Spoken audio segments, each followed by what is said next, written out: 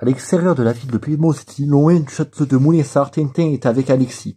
Car en effet, Rastapoulos est encore une fois évadé de prison et l'inspecteur doit le surveiller à ses moyens de gestes et périls dans le peur qu'il soit encore une fois enlevé. Ils attendent le bus pour rentrer à Plymouth City et ainsi être en sécurité au commissariat.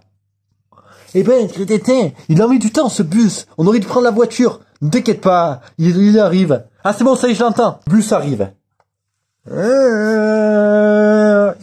C'est bon, il est là. Oh.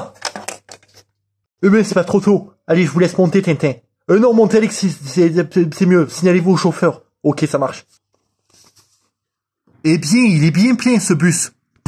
Bonjour, je suis l'inspecteur Alexis, je suis là pour surveiller Tintin. Au moindre fait des gestes d'un passager, prévenez-moi. Ok, ne vous inquiétez pas.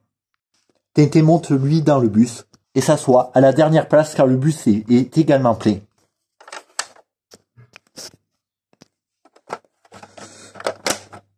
Ok, prochain arrêt, la ville de Plymouth City. Allez, en avant toutes.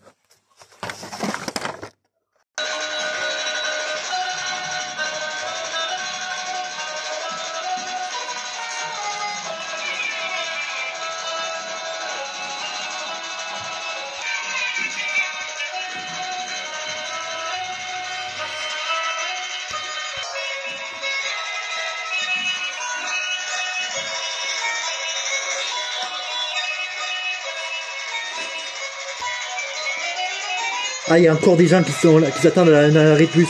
Le bus arrive et s'arrête.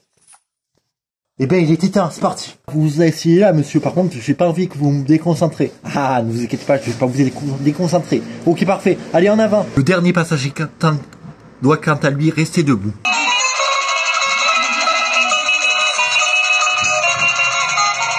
Mais soudainement, l'homme regarde dans la valise et va chercher quelque chose. Puis, il en sort. L'homme met ensuite une cagoule et se rapproche du chauffeur. Et soudainement,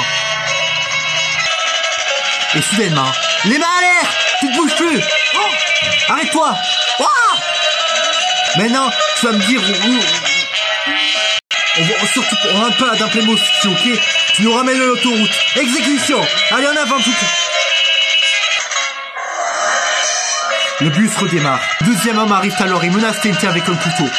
Inspecteur Alexis fonce. Les mains à l'air, brigand! Vous êtes en état d'arrestation! Ok, maintenant je vais appeler les collègues. Pose ton arme! Et soudainement, l'homme dégaine soudainement une mitraillette et ouvre le feu.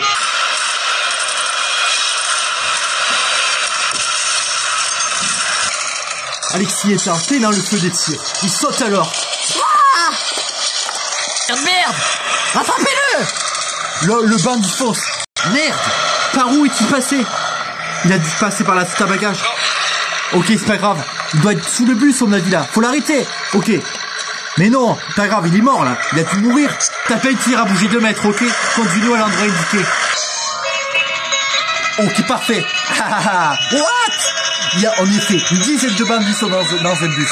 Une dizaine de bandits montent alors dans le bus et en prennent possession. Le bus se transforme en une prise d'otage. Il n'est pas mort. Il est caché derrière à côté du moteur du bus.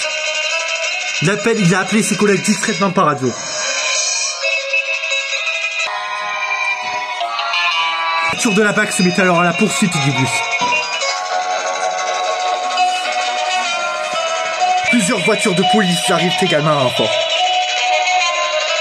Mais le bus ne ralentit pas, au contraire, il accélère encore. À ce moment-là, un barrage vient d'être mis en place.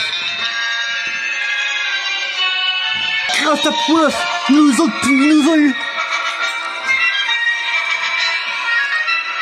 Les policiers foncent alors sur le bus. Ils foncent alors sur le bus, mais ils ne sont pas équipés de casque, ni de bouclier. Les bandits vont alors leur ouvrir le feu dessus. Allez les gars, défoncez-les! Merde! Oh, il faut armer! Les policiers ne s'attendaient vraiment pas à ça. Bah, les policiers s'écroulent au sol sur les effets de tir. Les policiers vont tenter de libérer Alexis. Il est là derrière! Oh, c'est bon, ça s'ouvre, regardez ça!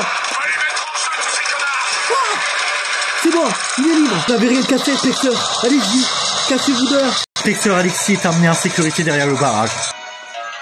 Mais il y a un énorme problème.